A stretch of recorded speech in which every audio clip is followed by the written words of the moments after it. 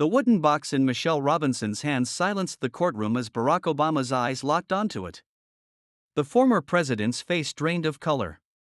For the first time in his life, the man who had faced down world leaders looked genuinely afraid. The Washington courthouse buzzed with whispers like angry bees. Everyone knew Barack Obama would be there today. The famous president who served 2 terms rarely showed up in public places anymore, especially not courtrooms. Reporters packed the wooden benches, notebooks ready. Security guards stood tall at every door. The judge wasn't even in the room yet, but you could feel something big was about to happen. Barack sat at the front table beside his lawyers. He wore a charcoal gray suit that probably cost more than what most people earned in a month. His face looked older now than when he was president, but his eyes still had that thoughtful gaze that captivated a nation. "All rise," the bailiff called out. Everyone stood as Judge Patricia Wilson entered, her black robe swishing as she took her seat. "You may be seated," she said, her voice firm. "We're here today regarding case number 482B, Obama versus National Archives Association. The case was about some old White House items found during renovations. Who owned them? Barack or the historians who claimed rights to presidential artifacts? Millions of dollars were at stake. Let's begin with opening statements," Judge Wilson said. Barack's lawyer stood up, straightening his tie. "Your Honor, my client." The heavy wooden doors at the back of the courtroom swung open with a loud creak. Every head turned. The room fell so quiet you could hear the old ceiling fan spinning above. A woman stood in the doorway, her figure outlined by the bright hallway light behind her. She was tall and elegant in a simple blue dress, her hair styled short, framing a face that had aged gracefully. She carried something small in her hands, a wooden box about the size of a book. Michelle Robinson Obama. Barack's ex-wife. Barack's head snapped around, his eyes widened, and for a moment, the great Barack Obama, the man they called the orator-in-chief, looked like someone had knocked all the words out of him. His lawyer leaned over, whispering urgently. Barack didn't respond. He just stared at Michelle. "I apologize for interrupting, Your Honor," Michelle said softly as she walked down the center aisle. Judge Wilson frowned. "Ms. Robinson, this is unexpected. Are you represented by counsel today?" "No, Your Honor. I'm here on my own, but it relates directly to this case." Michelle's voice was calm, confident. "I have something the court needs to see." The wooden box in her hands suddenly became the most interesting thing in the room. What could Barack Obama's ex-wife be bringing to court years after their divorce that would matter now? Barack's lawyer stood up again. "Your Honor, we weren't notified about this. My client's former spouse has no standing in this case." "Is that so?" Judge Wilson looked at Michelle. "Ms. Robinson, please approach the bench and explain why you're here." Michelle walked forward, her heels clicking on the marble floor. As she passed Barack's table, their eyes met for just a second. 27 years of history flashed between them, their wedding in 1992, their 2 daughters, their divorce in 2017 after 25 years of marriage. Barack's face had turned an unusual shade of pale. His hands gripped the edge of the table so hard his knuckles whitened. Michelle spoke quietly to the judge, who nodded several times, looking surprised. She handed the judge a document from her purse. Judge Wilson studied it, then looked at Barack. "Mr. Obama, were you aware of this?" Barack cleared his throat. "No, Your Honor." He stopped, his eyes fixed on the wooden box. "What is that?" he asked Michelle directly. The courtroom fell silent again. Everyone leaned forward slightly. Michelle didn't answer. She just held the box tighter. "Your Honor," Barack's lawyer jumped in, "we request a short recess." Judge Wilson nodded. "Given this development, we'll take 30 minutes. She banged her gavel. "Court is in recess." The room erupted in noise. Reporters rushed for the doors, eager to file breaking stories about the surprise appearance of Barack Obama's ex-wife. Barack stood, buttoning his suit jacket. His face had shifted from shock to something harder to read, maybe fear, maybe anger. He whispered something to his lawyer, who nodded rapidly. Michelle remained where she was, still holding the wooden box. She hadn't come here to create a scene. She'd come because of a promise made long ago, one that even divorce couldn't break. As security guided Barack to a private room, he looked back once at Michelle. Their eyes locked again, and this time something passed between them that made Barack's stern expression soften just slightly. Whatever was in that box, it clearly meant something serious to both of them. The bailiff approached Michelle. "Ms. Robinson, the judge would like you to wait in her chambers." Michelle nodded and followed him, still carrying the wooden box as if it contained something more precious than gold. The reporters who remained in the courtroom watched her go, their minds racing with questions. What could Barack Obama's ex-wife be bringing to court that would make the former president look so shaken?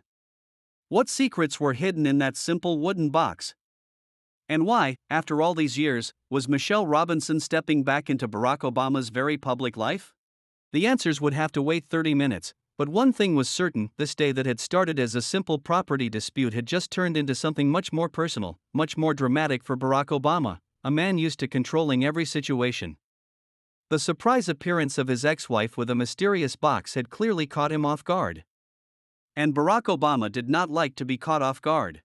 The day that was supposed to be about old presidential memorabilia had suddenly become about something deeper, something from the past that was about to change everything.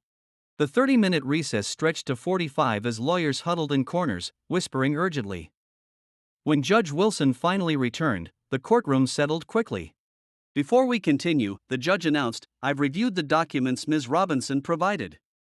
They appear legitimate and relevant to these proceedings." Barack Obama sat straighter in his chair, his face now composed into the same mask of determination that Americans had seen countless times during national crises. Whatever shock Michelle's appearance had caused, he had pushed it down deep inside. "Mr. Obama has requested a brief delay to consult with his legal team," Judge Wilson continued. "We'll reconvene tomorrow morning at 9.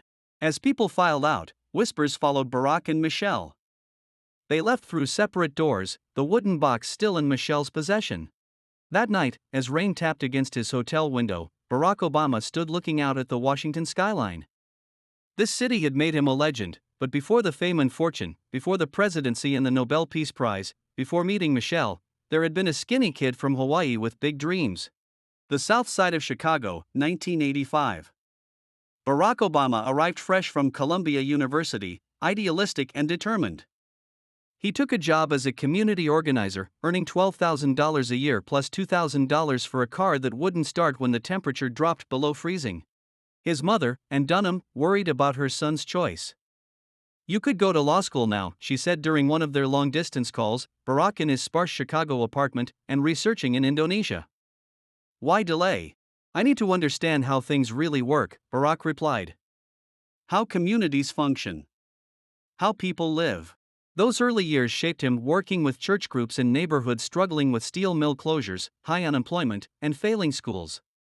He saw both despair and resilience, learning lessons about America that no Ivy League education could provide. At a community meeting in 1989, he first spotted Michelle Robinson, a Harvard-educated lawyer assigned to mentor him at Sidley Austin law firm. She was initially unimpressed by the community organizer with the funny name everyone kept talking about. "You're not that impressive," she told him after their first lunch together. Barack smiled. "Give me time." Their relationship deepened as Barack prepared to return to law school. "I'm going to Harvard in the fall," he told her on a warm Chicago evening as they shared ice cream cones outside of Baskin-Robbins. "My alma mater," Michelle replied. "Don't expect special treatment." "I never do," he said, reaching for her hand. In 1991, during his final year at Harvard Law, Barack became the first black president of the prestigious Harvard Law Review. The achievement brought national attention. Publishers called offering book deals. "Write about your life," one editor suggested. "Your story is uniquely American." Barack signed a contract to write Dreams from My Father, returning to Chicago after graduation to work on the manuscript while practicing civil rights law. In 1992, Barack and Michelle married at Trinity United Church of Christ. After the ceremony, Michelle handed him a small wooden box with a polished finish and a tiny silver donkey inlaid on the lid, a nod to his political aspirations. "What's this?" Barack asked. "Open it when you get home," Michelle said. "It's something I want to share only with you, not the world." Inside the box, Barack later discovered, was a letter detailing Michelle's hopes for their marriage, her fears about public life, and her absolute belief in his potential to make change.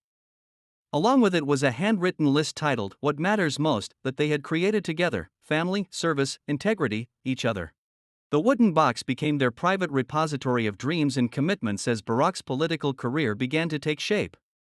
After their first daughter Malia was born in 1998, he added another letter about the kind of father he hoped to be. In 2004, everything changed. Barack's keynote address at the Democratic National Convention catapulted him to national prominence. The speech, calling for unity across partisan and racial lines, resonated deeply in a divided America. There's not a Black America and a white America and Latino America and Asian America, there's the United States of America, he declared to thunderous applause. Overnight, Barack Obama became a political phenomenon. Suddenly everyone wanted access: donors, political operatives, media. Their second daughter, Sasha, was born into this whirlwind in 2001. The night before announcing his presidential candidacy in Springfield, Illinois, in February 2007, Barack couldn't sleep. "What if we're making a mistake?" he asked Michelle as they talked in their Chicago home. "The girls are so young. Our life will never be normal again." Michelle took out the wooden box. "Remember this? Remember what we wrote about why we're doing this?" Barack nodded, reviewing their private commitments to each other and to public service. "I remember," he said softly. "I just don't want to lose us in all of this." "Then don't," Michelle said simply. The presidential campaign was grueling. Barack announced his candidacy in the cold of an Illinois February. By November 2008, he had been elected the 44th President of the United States, the first African American to hold the office.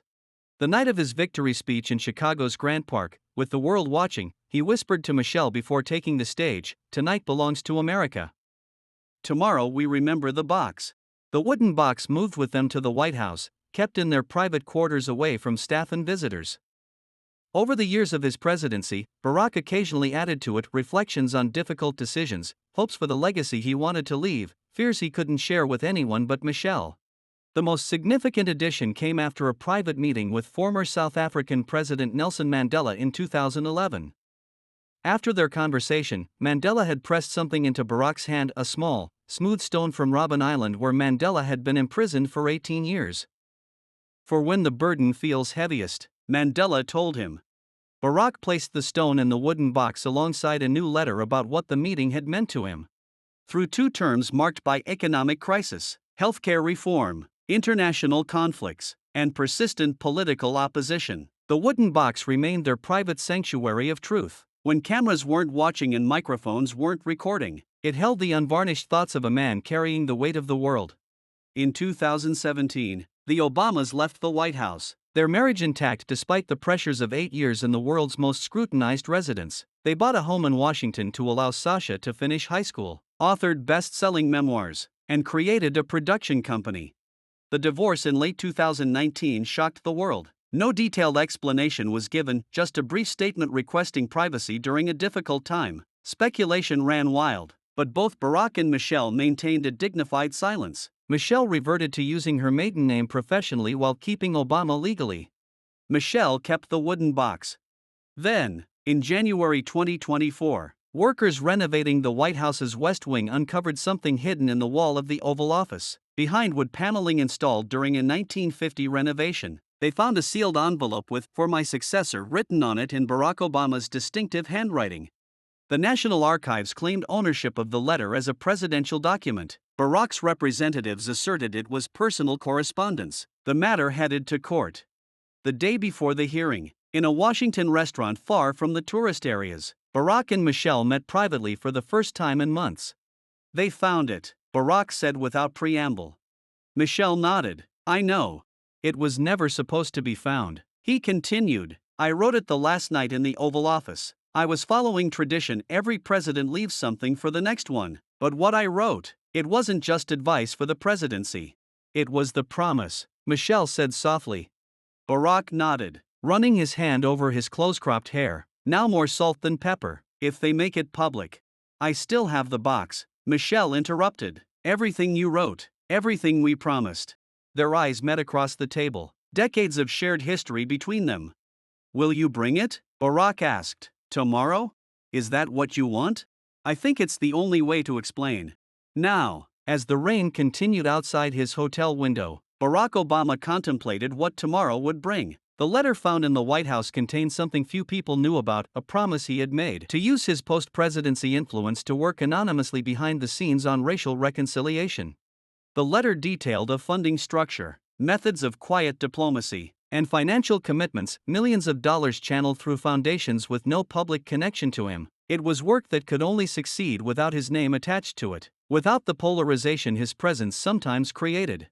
If the National Archives gained possession, the letter would become public record, the work would be exposed, the promise broken. Barack turned from the window as his phone rang. It was his current partner, a university professor he'd been dating for 2 years. "How's Washington?" she asked. "Complicated," he replied, "but I'll be home soon." Across town, Michelle sat in her hotel suite, the wooden box open before her. 25 years of memories, promises, and private thoughts, the true history of Barack Obama. Not the public figure but the man she had known. Their divorce had come after years of growing apart, separate paths solidifying once they no longer shared the White House as their home. But the promises in the box weren't about their marriage, they were about something larger. Morning arrived with media trucks already parked outside the courthouse. Inside, lawyers huddled with clients. The National Archives representatives rehearsed arguments about historical preservation and public rights to presidential records.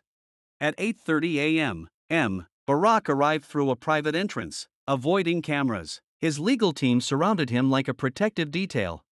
At 8:45 a.m., Michelle entered through the main doors, the wooden box tucked inside her large purse. A few reporters recognized her, shouting questions she didn't answer.